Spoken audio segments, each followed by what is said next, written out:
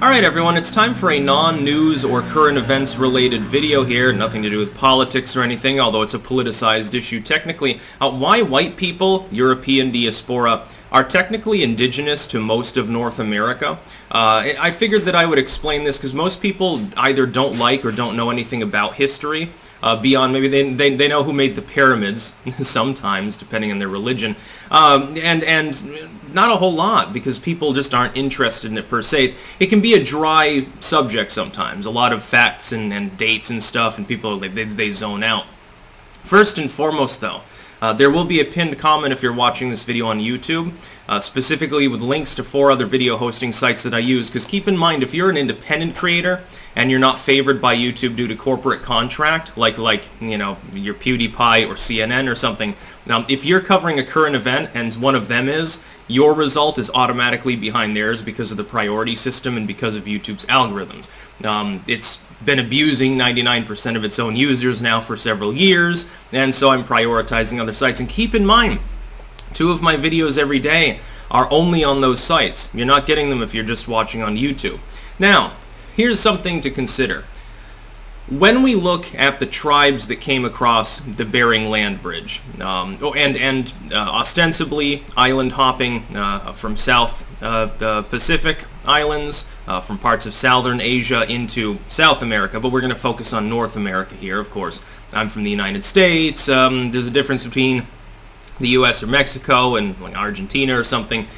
If you look at the Americas prior to colonial expansion in the 15th and 16th centuries particularly, a very large proportion of all of the land in the United States was either completely vacant or was only migrated through sporadically.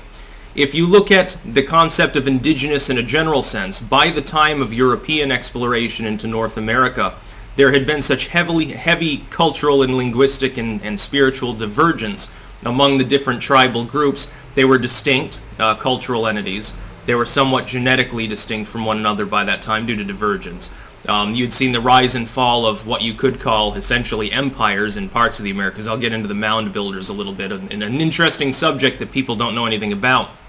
Interesting anthropological feature of North America. Because the Europeans arrived after the collapse of most of the empires in North America, at least until you get down into the Yucatan region, and then you have genocide by the Spaniards and stuff. Because of that fact, virtually the entire continent was more or less empty. There was no specific delineation of this tribe's land, that tribe's land, in areas where the population density had already collapsed prior to Europeans arriving. They're now thinking, this is a new theory, that they may have contracted, for example, tuberculosis, I believe it was, from seals, actually, in the northeastern region of the Americas before the Europeans ever came. I am of the belief that that's possible. That had something to do with the Vikings that came over. Of course, they too had settled in areas, marginal areas, close to coast because they love to fish, basically, that weren't really inhabited in some cases by any recognizable tribal civic entity. The fact is that 99% of the entire land area of the continent was virtually vacant. If it was occupied, it was temporary, it was migratory in nature, or it wasn't occupied at all. Europeans were the first people, for example, post-mound builder, to bring considerable irrigation capabilities and the kind of technology needed to terraform things to the continent. Again, except for some of the empires of South and Central America, that was absent from the tribes that technically in many cases were still in the Stone Age. They had language and so forth, but they didn't have ironworking or anything. They simply didn't have the kind of technology, generally speaking, necessary to create a more stable culture. In some cases, you don't even really have much in the way of agriculture. You have horticulturalism, you have nomadic lifestyles, you have basically hunter-gatherer cultures in some cases, semi-nomadic or fully nomadic in many parts of North America. Those areas were never actually settled permanently by any culture.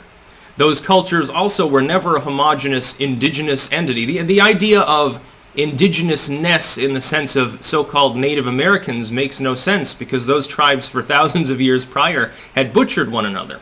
The fact is that the most stable entities, that existed were almost completely gone and extinct by the time of the European explorers. They found these big burial mounds, and here's an interesting feature of North American history, by the way, that people should know. When the Europeans first started finding things like Serpent Mound and so forth, left behind by which Mississippian culture, I believe it was, these mound builders that created megaliths out of dirt and wood and so forth. They had pyramids, some of them very large, and they did this, keep in mind, over the course of vast periods of time, with nothing more than probably buckets and wooden shovels. So more power to them. You have to have a considerable amount of social organization to create any megalithic structure. When the Europeans came, they found that the tribes that they encountered didn't really create these things, and in some cases there were spiritual tales about giants or gods or whatever creating, all of these megaliths, which didn't happen. It was humans. It wasn't aliens. No, humans are capable of it. By the way, you can literally diagram. If you take, here's how. By the way, this deviates from the concept of indigenous people, if I may vaguely. If you were to take a wooden board and simply draw a figure on it and create a grid structure using nothing more than strings and little tacks of wood, you could upscale that by creating an upscaled grid on a piece of ground, and you can design whatever you want. You don't need to be able to see it from the sky. The idea that Native Americans had hot air balloons or whatever has been discussed. It's not necessary. You can just upscale it from a plan. Basic architectural concept. But when the Europeans found these things, they said, well, the Native Americans don't even have copper tools or anything. How the fuck did they build all these pyramids and stuff? There's no tribe big enough to actually do that. It doesn't make any sense. Correct. They had all gone extinct before. Disease, warfare. It's not necessarily 100% clear. We do know that the progenitors of the diaspora had created them, but we're not exactly sure all the trappings of these mound-building cultures. But those were really the only significantly civically organized, obviously large manpower tribes that had existed. They were essentially all gone by the time Europeans set foot in North America. Keeping in mind Columbus never did. He was a Caribbean explorer. Set foot in Panama. He would have found his passage to the Pacific, by the way, if he had listened to the native tribes there that told him there was another ocean on the other side of some hills. He didn't. He was like, well, I got malaria. I'm too tired to walk across this hill for fucking 15 miles. I think I'll just go home. Very, very sad for Columbus. Ended up dying in obscurity, by the way, disease-riddled and poor. He had been brought back by his own people in irons. Not a very nice dude, trust me.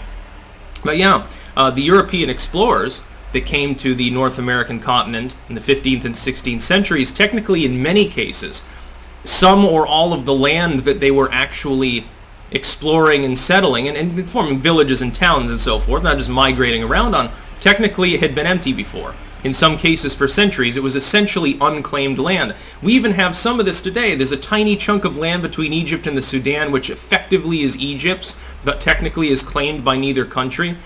It's a worthless piece of desert. Now, obviously, no nation would march in and attempt to settle it. The carrying capacity of the land would be so low and the people would die off. Can you imagine, though, maybe aliens come down with advanced technology, and using their alien technology, they drill in this piece of land, and water comes forth, and they irrigate it, and they plant crops and stuff, and they make villages and shit. Would they be invading anybody? No, it's unclaimed. It's completely empty. There's no civic entity that claims it, number one, and there are no people on it, number two, except for occasionally tourists. It would be the same phenomena. They would be indigenous to that chunk of land. Literally no other culture in history has bothered to particularly colonize it because it's just some rugged cliffs and sand. The same is true if you look at the technology that was available to the so-called native tribes in North America. Most of them, they wouldn't be able to live, certainly for long periods of time, in much of the land that they actually frequented. They had their village was next to the river. They may venture out into the steppe and hunt a buffalo or something, but they haven't settled it. They don't technically claim it at all with regards to anything other than we happen to hunt here. There was no attempt to mark or demarcate the land and say this belongs to the Apache Nation, that belongs to Comanches, and there's the Hopis up there, the Algonquins, the Iroquois, and so forth. This tribe owns that grove of trees, ours owns this grove of trees. Well, what about the 100 miles of nothing in between? In some cases, because, again, the total population of these tribes tended to be relatively sparse and migratory. There was no need to settle it, and in fact, a lot of it boils down to the fact that there was so much more land than was actually needed to supply the kind of tribes that existed with their way of life. What did you need? You needed access to wood. You certainly need water. Basic goods. Some of them, again, had horticultural tendencies. Some of them, by and large, were just hunter-gatherers or pastoral in nature. You know, they had animals and so forth, but they didn't really plant crops. Some of the tribes didn't. In some areas that were more marginal, what the hell are you supposed to plant? And again, a lot of these tribes, they didn't really have a civic organization to claim land in the first place. They just happened to reside in a place. Now, technically, they'd be indigenous there. But saying, for example, the Abenaki are indigenous to northern New England, southern Quebec, parts of northern New York, and so forth, okay, that's misleading. Because the total number of people that was there didn't really fully inhabit the land. Much of it was simply migrated through. You know, they'd go seasonally hunting in one area, but they didn't really live there. They would have a winter camp. Well, that's not really the same as a permanent settlement that's there year-round and constantly frequented by the same group of people. I submit that the Europeans that came to North America are technically the only indigenous people to about 90% of the entire land mass of the continent. That's something that of course will be considered heresy, heretical if you talk to woke people, and then there tends to be an overlapping between academia and trying to be woke because they don't want problems with the rowdy college kids with pink hair, you know, fucking things up and smashing their windows out. But it's true. That's simply the truth. The same is true around the world. There are indigenous, for instance, in South America. There are parts of the western coast of South America that don't appear to have been inhabited by Bering tribes, which would be considered, by the way, the same group, Mesoamericans or Native Americans, as like the Cherokee or something. It appears that there was island hopping that went on from the South Pacific. Well, totally different genetic lineage.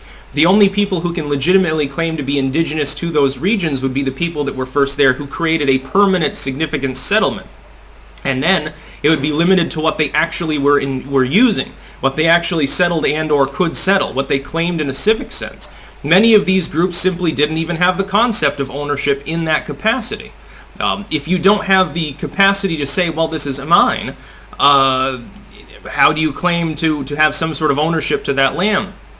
It's funny because the concept of like indigenous people and all this shit, in many cases, in its modern post-colonial sense at least, comes from people that are like, well, we're all children of the same sun, children of the same earth, and share alike, property's bad. Okay, well then who owns the land? Oh, the indigenous people do. Oh, so they own it. So I suppose you're pro-ownership. It's very interesting how that works, but it's one directional. That's about all. Peace out.